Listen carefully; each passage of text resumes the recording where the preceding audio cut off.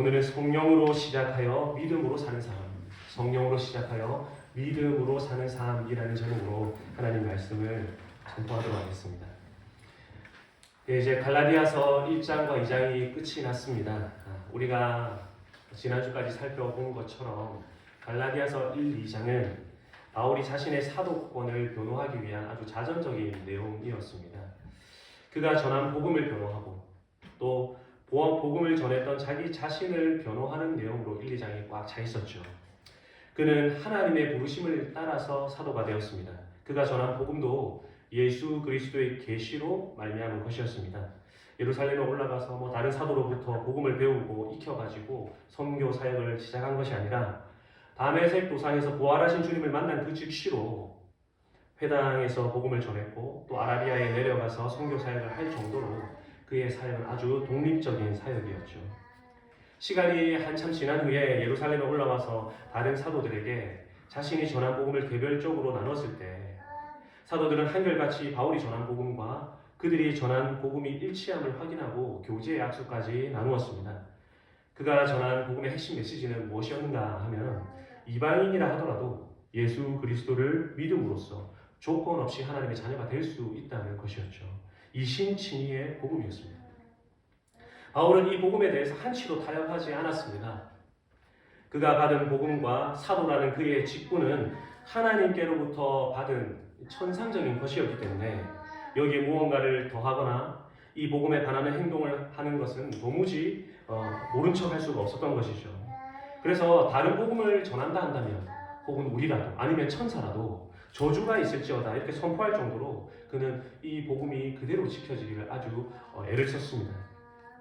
또한 예루살렘 교회의 유력한 지도자로 인정받던 베드로 사도라 하더라도 이신칭의 이 복음에 반하는 행동을 할 때에 아주 공개적으로 책망할 정도였죠.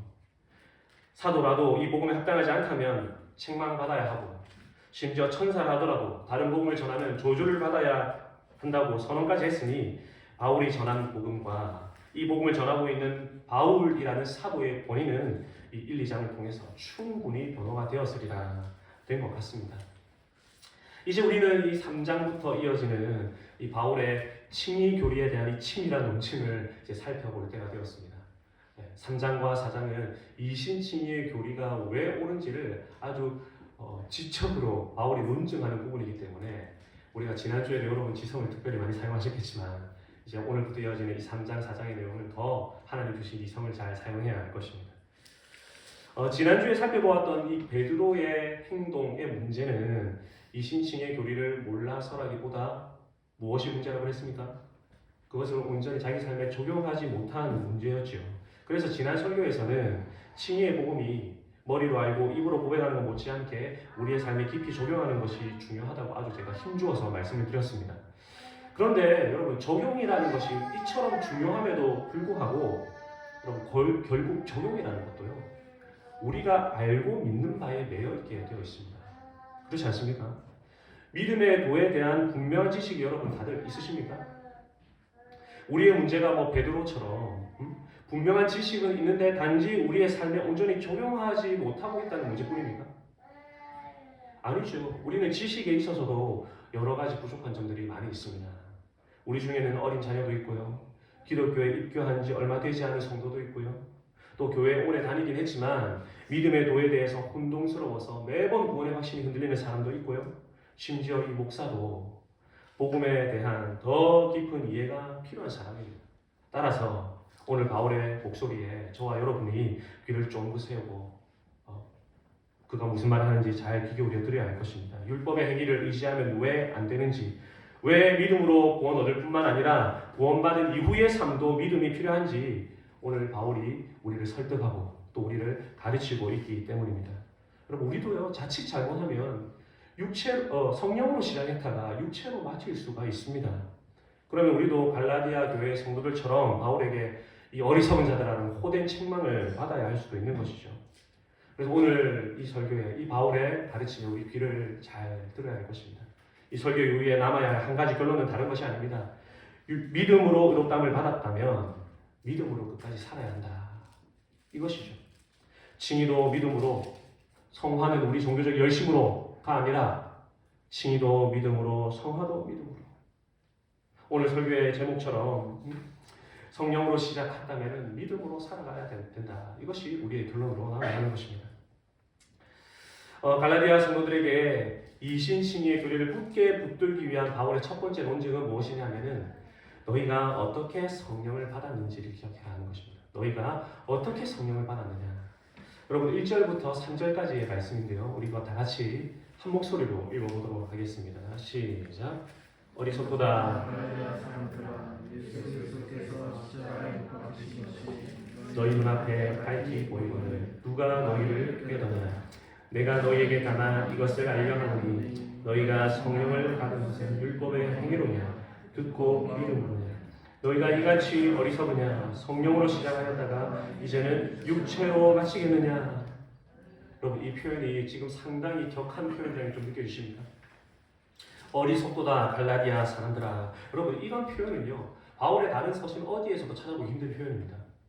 그래서 어떤 학자들은요 이 부분을 개인적으로 번역을 하기를 갈라디아에 친애하는 바보들아 이렇게 번역을 하기도 했고요. 또 다른 분은 미친 갈라디아 사람들아 이렇게 번역을 해놓았습니다.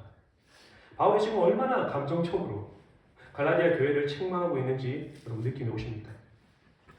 여러분 성령을 받았다 하는 것은요 하나님께로부터 의롭다함을 인정받은 보증수표와 같습니다. 그런데 이 갈라디아 교회 성도들이 성령을 언제 받았는지 기억하라. 지금 바울이 이렇게 먼저 논증을 시작하고 있습니다. 여러분 사도행전 10장 44절 이하에 보면은 이방인 고넬료가 베드로의 설교를 듣고 믿어서 성령을 받는 장면이 나옵니다. 여러분 고넬료 이방인이죠. 그는 할례가 없는 사람입니다. 그리고 이 고넬료가 성령 받은 이 사건을 사도 베드로가 회상하면서 사도행전 15장에서 이야기를 하는데요. 이방인 고넬료가 믿고 복음의 말씀을 듣고 믿을 때에 그들에게도 우리와 똑같이 하나님이 성령을 주셨다 이야기를 하면서 하나님이 우리와 그들을 차별하지 않으셨는데 어찌 지금 우리가 하나님을 시험하여 우리 조상과 우리도 능히 매지 못하던 율법의 멍에를 제자들의 목에 두겠느냐. 그들이나 우리나 동일하게 주 예수의 은혜로 구원받는 줄 믿노라. 자리에서 벌떡 일어나가지고 힘주어서 사도들에게 이야기를 하죠. 베드로가. 성령을 받은 역사가 이방인들이 복음을 듣고 믿은 결과였습니다. 율법의 행위를 따른 결과가 아니었죠. 베드로의 설교를 들었을 때 그들은 설교의 말씀을 믿었을 때 성령을 받았어요. 이미 그런 사건이 있었던 것이죠. 여러분 바울이 바나바와 함께 1차 전도여행을 할 때 들렀던 도시가 어디냐면 비시리아, 안디옥, 이고니온, 루스드라, 더베 이런 도시였습니다. 이 도시들이 다 갈라디아 지역에 있는 도시예요. 바울이 이곳에 복음을 전할 때도 마찬가지였습니다. 바울이 비시리아 안디옥에서 설교를 했죠. 그래서 사도행전 13장에 보면은 바울이 행한 비시리아 안디옥 설교가 어떤 내용인지 다 적혀져 있어요. 정말 위대한 칭의에 관한 설교입니다. 그 13장 38절 39절에 보면은 바울이 이렇게 이야기를 합니다. 그러므로 형제들아 너희가 알 것은 이 사람을 힘입어 죄 사함을 너희에게 전하는 이것이며 또 모세의 율법으로 너희가 의롭다 하심을 얻지 못하던 모든 일에도 이 사람을 힘입어 믿는 자마다 의롭다 하심을 얻는 이것이라. 모세의 율법으로 의롭다함을 얻지 못하던 이 모든 일에도 이 사람, 다시 말해서 예수 그리스도를 힘입어서 의롭다함을 얻을 수 있다는 이 칭의의 복음을 전했던 것이죠. 갈라디아 지역에서.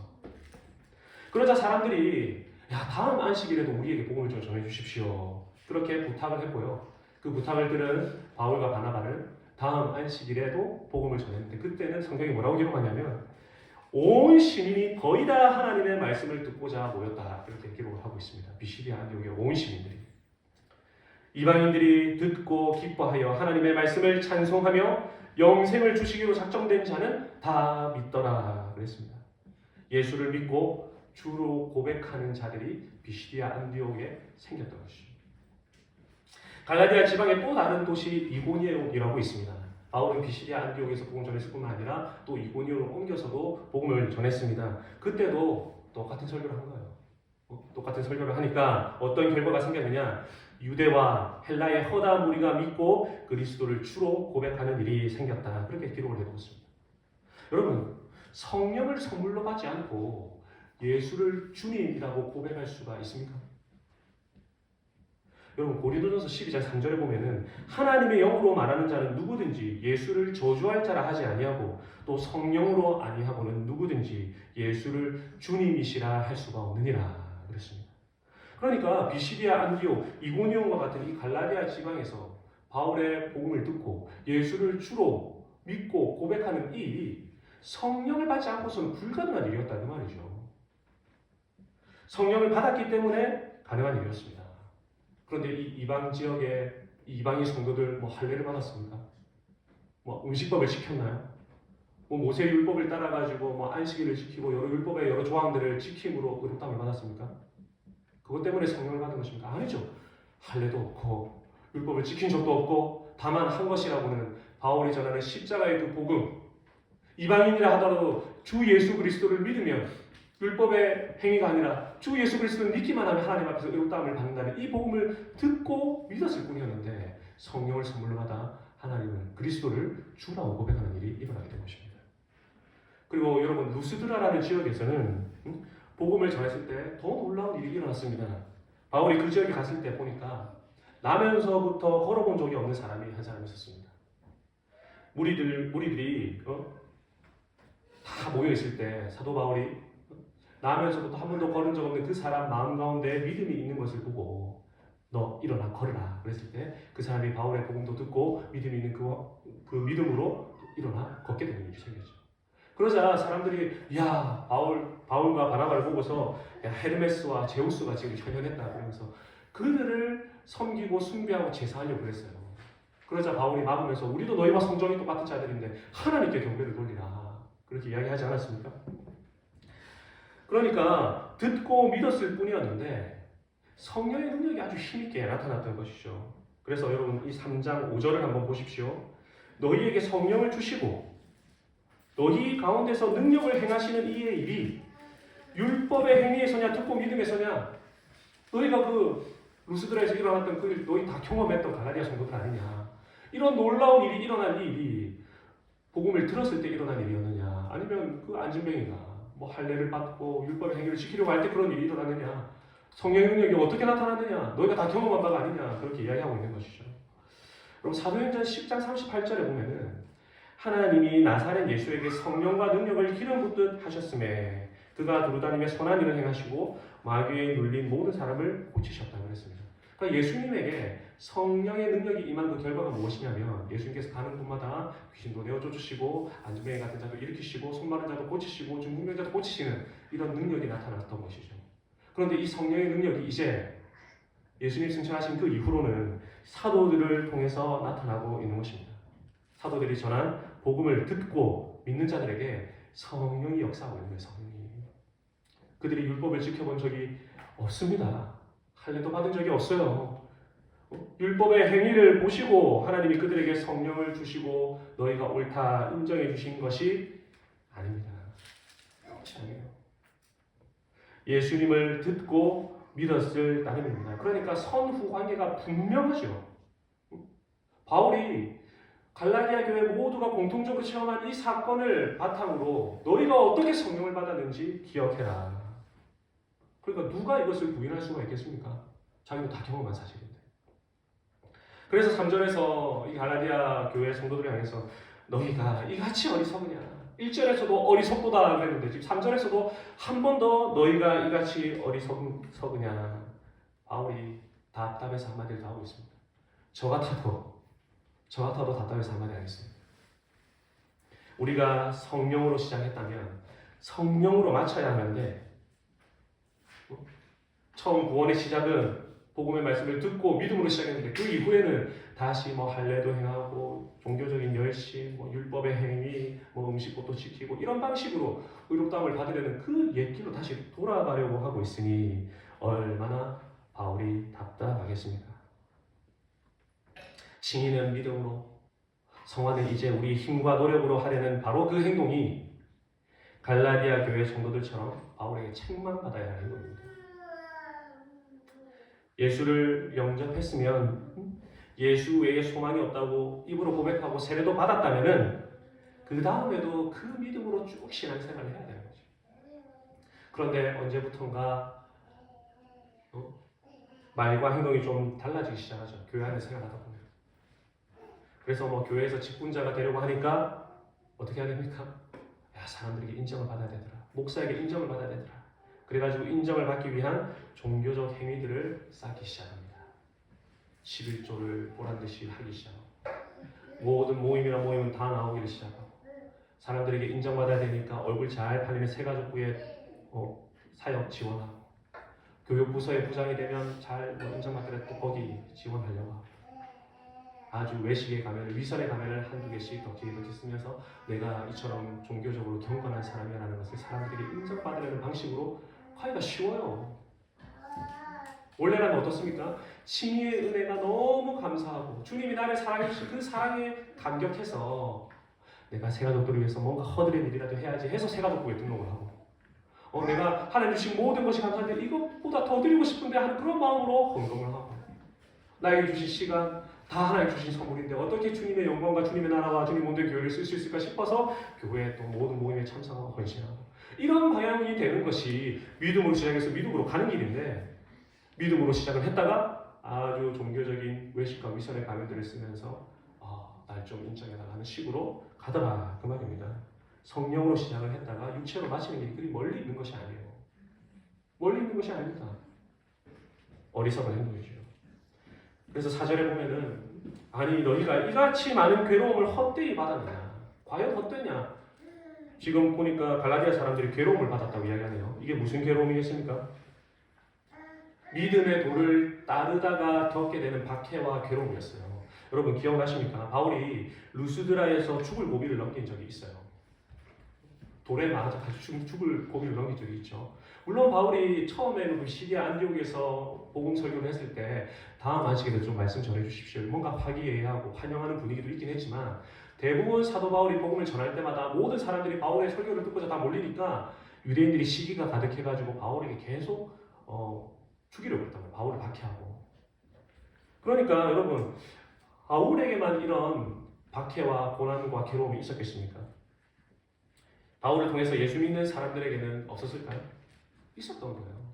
그래서 사도행전 14장 22절에 보면은 바울이 갈라디아 지역의 교회 성도들한테 이렇게 이야기합니다. 제자들의 마음을 굳게 하여 이 믿음에 머물러 있어야 된다. 이렇게 권하고 또 우리가 하나님의 나라에 들어가려면 많은 환난을 겪어야 할 것이라 그렇게 당부를 하고 떠났어요. 그러니까 갈라디아 지역 교회의 성도들도 박해 속에서 신앙생활을 한 것입니다. 그런데 이제 와서 다시 할례를 받고 율법을 지키면 그때 그 고생을 왜 하는 거예요? 애초에 율법을 지켰으면 유대인들로부터 그런 박해받을 이유가 없죠. 괴로움을 당할 필요가 없습니다. 고생은 고생대로 다 했는데 이제 와서 할례 받고 율법을 지킨다고 해서 옳다 인정을 받는다. 이게 무슨 경우이겠습니까? 그러니까 너희가 받은 고난 다 헛된 것이었냐? 성령을 그렇게 헛되게 받았느냐? 기억하라는 거죠. 너희에게 성령을 주시고 너희 가운데 능력을 행하시는 이의 일이 율법의 행위가 아니라 듣고 믿음으로 된 일이었지 않느냐. 그러니까 앞으로도 믿음의 길을 걸어가야 한다. 율법의 행위로 의롭다함을 받으려는 이 길을 가서는 절대로 안 되고 성령으로 시작한 일을 믿음으로 마쳐야 한다. 조금 바꿔서 말하면 칭의도 믿음으로, 칭의 이후에 우리 모든 신자의 삶도 믿음으로 살아야 한다. 그 이야기를 하고 있는 것입니다. 성령으로 시작하여 믿음으로 사는 길을 걸어라. 그리고 이제 바울은 두 번째 논증을 이어갑니다. 여러분 이 논증의 결론도 무엇이냐면은 믿음으로 살아가는 거예요. 첫 번째랑 똑같죠? 얼마나 이것이 중요하길래 바울이 이렇게 강조하는지 모르겠습니다. 그의 두 번째 논증을 한번 볼까요? 아브라함은 어떻게 의롭다 여김을 받았는가? 그것을 이제 이어서 이야기를 하고 있습니다. 그것이 이제 6절부터 이어지는 말씀인데요. 여러분 유대인이면서 지금 자칭 그리스도인이라고 주장하고 있는 이 거짓 교사들, 이 사람들은요 모두 아브라함의 후손이라는 것을 아주 자랑스럽게 여기는 유대인들입니다. 그들은 당연히 할례가 있었겠습니까? 없었겠습니까? 할례를 받은 사람들이거든요. 그들은 뭐 음식법 지켰을까요? 안 지켰을까요? 지켰죠. 그러니까 베드로도 그들에게 눈치가 보여가지고 음식도 못 지키고 있는 그 모습이 부끄러워서 자리 옮겼잖아요. 그러니까 모세의 율법도 철저히 따르고 할례도 있고 우리가 바로 아브라함의 자손이다, 아주 그것을 자랑스럽게 여기는 사람들이었습니다.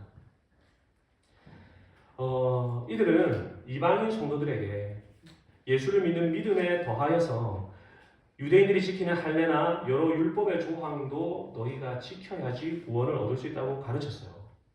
사람이 의롭게 되는 데에는 율법의 행위가 있어야 된다는 거죠. 그래서 그들의 가르침과 주장에 반박하기 위해서 사도 바울이 어떤 말씀을 인용하느냐 하니 그게 바로 창세기 15장 6절의 말씀입니다. 갈라디아서 3장 6절에 인용을 해보죠. 우리 다 같이 한번 읽어볼까요? 시작. 아브라함이 하나님을 믿음에 이것을 그에게 의로 정하셨다 함과 같으니라. 우리 아브라함이 앞에 인용 보호 있습니까? 성경마다 조금씩 다르겠지만 뭐 기역, 니은 뭐 이런 식으로 해서 밑에 난 하주에 보면은 창세기 15장 6절이라는 게 표시되어 있어요. 있죠. 아브라함이 하나님을 믿음에 그것을 그에게 의로 정하셨다 함과 같으니라. 이 말씀은 창세기 15장 6절의 말씀 인용입니다. 말하자면 그런 거죠. 그래? 좋다. 그러면은 너희가 조상이라고 떠받드는 그 아브라함 한번 보자. 하나님이 아브라함을 의롭다고 여겨주신 것이 율법으로 인한 것인지 아니면 믿음으로 인한 것인지 한번 보자. 하나님께서 아브라함에게 할례를 받으라고 명령하신 것은 창세기 17장에 나옵니다. 그런데 하나님이 아브라함이 하나님을 믿음에 하나님이 그것을 그의 의로 여기셨다는 이 일은 창세기 15장에 나와요. 그러니까 15장 6절과 17장 사이에 성경 장절도 간격이 있지만은 시간적인 간격이 있어요. 여러분, 아브라함이 가나안 땅에 처음 들어올 때가 성경은 75세라 그러거든요. 그리고 그로부터 한 10년 후 지났을 때에 그 이후에 하갈을 통해서 이스마엘을 낳습니다. 그러니까 이 15장 6절의 사건은 85세가 되기 전에 일어난 사건이에요. 근데 아브라함이 할례를 받은 창세기 17장의 이 사건은 99세 때 있었던 일입니다. 그러면 이 사이에 간격이 몇 년 있는 거예요. 대충 계산해봐도 14년 정도의 시간이 있는 것입니다. 말하자면 14년 전에 이미 의롭다함을 받은 거죠. 이해가 되시겠습니까? 할례가 있기 전에 이미 의롭다함을 받았지 않았느냐. 거짓 교사들이 바울과 토론한다면 분명히 이렇게 말하겠죠. 우리는 아브라함처럼 할례를 받았고 율법을 지키고 있다. 예수 그리스도를 믿는 것은 좋은 일이지만 먼저 할례를 받고 율법을 지켜서 아브라함의 후손이 된 다음에 예수를 믿어야 의롭다함을 받을 수 있다. 바울은 뭐라고 반론을 제기할까요? 아브라함을 봐라, 아브라함을. 하나님께서 왜 아브라함을 의롭다고 했느냐? 너희가 그토록 중요하다고 여기는 할례를 받았기 때문이냐? 너희 말대로라면 아브라함이 할례를 먼저 받은 후에 의롭다함을 받았어야지. 할례가 있기도 전에 의롭다함을 받았다. 우리의 조상 아브라함도 오직 믿음 외에 그 어떤 것을 조건으로 의롭다함을 받은 것이 아니었다. 논증을 하는. 참 바울 보면 구약에 정통한 학자입니다. 그러니까 당연히 거짓 교사들의 말문이 딱 막혔겠죠. 바울은 한마디 더 합니다. 누가 아브라함의 자손이고 아브라함에게 약속하신 복을 누가 받아 누리겠느냐? 유대주의자들은 당연히 뭐라고 이야기했습니까? 우리처럼 혈통적인 아브라함의 자손들, 몸에 할례를 새겨넣은 자들이 당연히 아브라함의 후손이지라고 생각을 하고 또 우리야말로 아브라함에게 약속하신 복을 받는 사람이다 이렇게 말하겠죠. 근데 바울은 또 어떻게 논증합니까? 아니 이미 성경의 모든 열방이 아브라함과 함께 복을 받느니라라는 이 창세기 12장 2절 3절의 말씀을 인용하면서 이미 성경에 말했다. 하나님께서 이방을 믿음으로 말미암아 의로 정하실 것을 성경이 미리 알고 아브라함에게 먼저 복음을 전하기를 모든 이방인이 너로 말미암아 복을 받으리라 하였느니라. 그러므로 믿음으로 말미암은 자는 믿음이 있는 아브라함과 함께 복을 받느니라. 누가 진짜 아브라함의 자손이냐? 믿음으로 말미암아 의롭게 되려 하는 자들은 전부 다 아브라함의 자손입니다. 유대인이든 이방인이든. 그러니까 이런 결론이 나오는 거죠. 유대인으로 태어나서 할례를 받고 율법을 지킨다 하더라도 이 사람에게 믿음이 없으면 아브라함의 자손입니까 아닙니까? 자손이 아니에요. 이 사람에게 믿음이 없으면 아브라함의 복을 받을 수 있습니까? 없습니까? 없는 거예요. 유대인으로 태어났다 하더라도. 근데 반대로 이방인으로 태어났지만 할례도 없고 율법을 지켜본 적도 없다 하더라도 예수를 믿는 믿음이 있다면 이 사람은 아브라함의 자손입니까? 아닙니까? 아브라함의 자손입니다.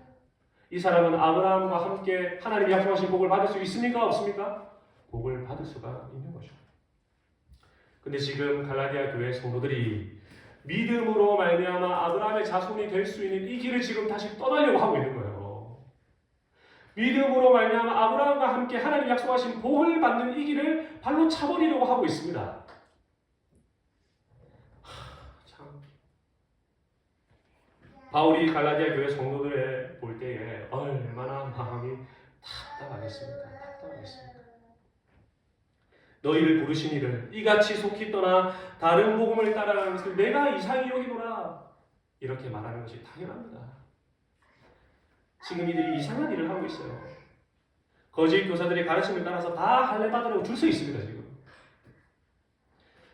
바울이 오늘 이 시간에 그럴 일은 없겠지만 남천안 장로교회에 방문을 했다. 그리고 우리 교회 와가지고 우리 교회를 진단하고 성도 개개인의 삶을 진단한다면 우리 중에는 어리석도다 남천안 장로교회 성도들아 그렇게 책망받을 사람 한 사람도 없을 줄로 믿습니다. 믿습니다. 성령으로 시작한 이 성도의 길, 이 이후로도 우리에게 주신 성령을 의지하며 믿음으로 걸어가는 성도 되어야 할 줄로 믿습니다. 진의도 믿음으로, 진의 이후에 신자의 삶도 믿음으로 걸어가야죠. 이같이 어리석으냐, 기억하시고 그의 이 절절한 이 책망을 기억하시고 우리는 이쯤에서 질문이 하나 생깁니다. 아니 도대체 율법으로 가는 그 길이 뭐 얼마나 위험하길래 바울이 이처럼 저주를 선언하면서 그 길을 가지 못하게 만드느냐? 왜 율법으로 가는 길이 위험한가? 그 이유는요. 이것이 불필요해서가 아니라 율법의 행위로 말미암아 의롭다함을 얻고자 하는 이 길의 마지막이 저주라서 그렇습니다. 저주. 10절의 말씀을 같이 한번 읽어보겠습니다. 10절입니다. 시작.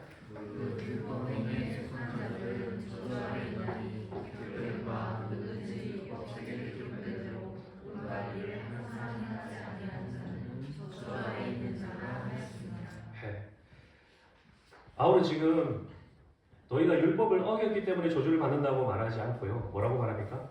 율법의 행위에 속한 자들, 다시 말해서 율법의 행위를 근거로 살아가는 자들이 저주 아래에 있다고 말하고 있어요.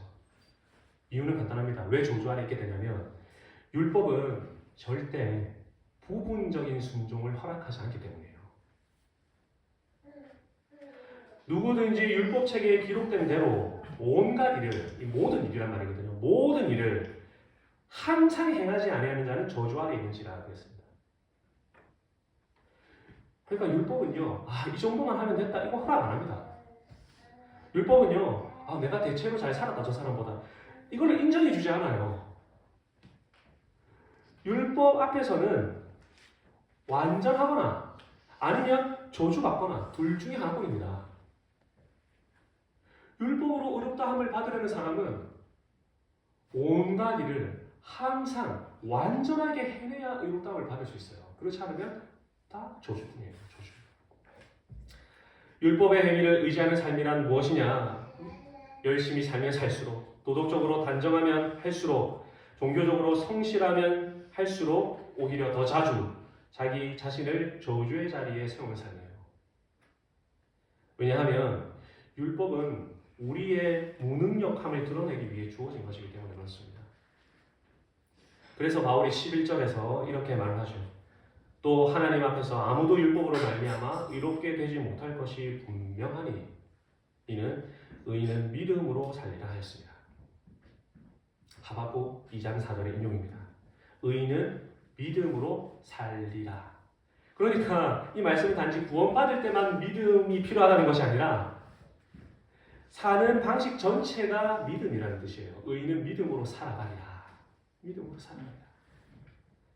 반대로 12절을 보십시오. 율법은 믿음에서 난 것이 아니니 율법을 행하는 자는 그 가운데서 살리라 하였느니라.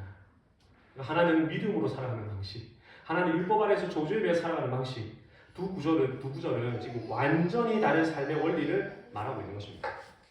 여러분 어떤 길을 걸으시겠어요? 지금 갈라디아 성도들이 어떤 길로 가려고 지금 하고 있는 것입니까? 믿음은요, 나는 할 수 없기 때문에 주님을 의지합니다.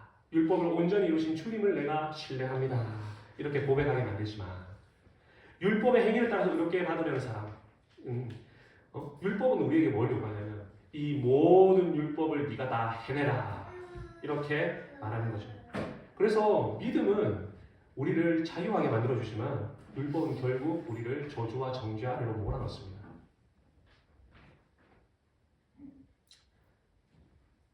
여러분 이 길 가고 싶으세요? 이 길 진짜 가고 싶습니까? 그럼 왜 우리 율법의 행위를 의지하면서 나의 옳음을 드러내고 과시하려고 하냐고요? 그 길 가면 저주인데. 질문이 생기죠. 그렇다면 이 저주에서 벗어날 길이 없는가? 이 저주에서 벗어날 길이 뭡니까? 율법의 저주 아래에 있는 우리가 빠져나올 수 있는 길은 없는가? 그게 13절의 말씀이에요. 그리스도께서 우리를 위하여 저주를 받은 바 되사 율법의 저주에서 우리를 속량하셨으니 기록된 바 나무에 달린 자마다 저주 아래에 있는 자라 하였습니다. 그러니까 십자가가요 단순히 고난의 상징이기만 한 것이 아니라 십자가는 우리가 당해야 할 율법의 저주가 집행된 장소예요. 율법이 우리에게 요구했던 완전한 그 순종, 그것을 예수님께서 이루셨고 완전한 순종을 이루지 못한 자들에게 내려야 할 율법의 저주, 그 저주를 예수님이 우리 대신해서 담당하신 장소가 십자가입니다. 율법은 우리에게 이렇게 말을 했죠. 누구든지 율법책에 기록된 대로 모든 일을 항상 행하지 아니하는 자는 저주 아래 있는 자라. 근데 십자가는 우리에게 이렇게 말합니다. 그렇게 살지 못한 너에게 내릴 저주를 내가 대신 담당하였노라. 우리가요 율법을 다 지켰기 때문에 구원받은 것이 아니라 그리스도께서 우리가 받아야 율법의 저주를 대신 짊어져 주셨기 때문에 구원을 받는 거예요. 주님을 믿는 길을 걸어야죠. 그러니까 이 모든 일의 목적이 14절에 나와 있습니다. 이는 그리스도 예수 안에서 아브라함의 복이 이방인에게 미치게 하고 또 우리로 하여금 믿음으로 말미암아 성령의 약속을 받게 하려 함이라. 보십시오. 끝까지 믿음입니다. 믿음. 끝까지 믿음이에요. 아브라함의 복도 믿음으로 오는 것이고요. 성령의 약속도 믿음으로 받는 것입니다. 믿음의 길을 걷도록 지금 바울이 아주 치밀하게 논증을 하고 있는 거예요. 어리석도다 갈라디아 성도들아. 믿음의 길을 걸어야 너희가. 그렇죠? 사랑하는 성도 여러분, 바울이 지금 율법을 거부하는 이유는요. 율법이 나빠서가 아닙니다. 그 길의 끝이 저주이기 때문에 그렇습니다. 그리고 바울이 믿음을 붙드는 이유는 그 길의 끝에서 우리 구주 예수님을 만나게 될 것이기 때문에 그래요. 오늘 설교 이후에 우리가 붙들어야 할 것도 다르지 않습니다. 성령으로 시작했으니 성령을 의지하여 믿음으로 끝까지 걸어가자. 이것을 붙잡으십시오. 그래서 오늘 설교 제목도 무엇입니까? 주고 보고 다시 한번 볼까요? 설교 제목 무엇입니까? 시작. 성령으로 시작하여 믿음으로 사는 길. 한 번 더. 성령으로 시작하여 믿음으로 사는 길입니다. 성령으로 시작하여 믿음으로 살아가라. 여러분, 믿음으로 살아간다는 게 행위를 없애지 않거든요. 자기 의를 버리고 성령의 열매로 순종하게 하는 우리 삶의 뿌리가 믿음으로 사는 삶이에요.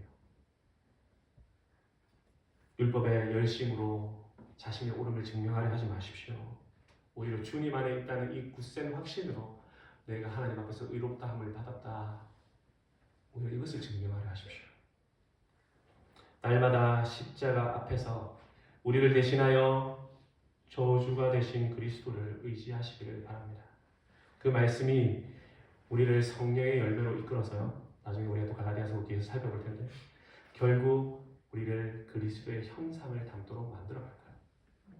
똑같은 행실을 하지만 하나는 외식과 위선으로 행동을 하는 그 사람은 자기 의로 가득한 사람으로 변해가지만 우리가 믿음을 가지고 주를 따라 성령을 따라 걸어갈 때는 똑같은 행동을 하지만 우리가 주님의 형상을 닮아서 더 주님 같은 사람으로 변화하게 만들 것입니다. 이런 은혜가 우리 함께 예배한 모든 성도님께 충만하기를 성부와 성자와 성령으로 간절히 축원합니다. 아멘.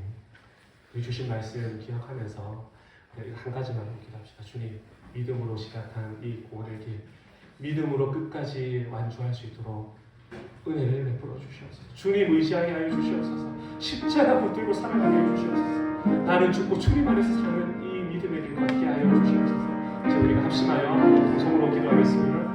하나님 아버지,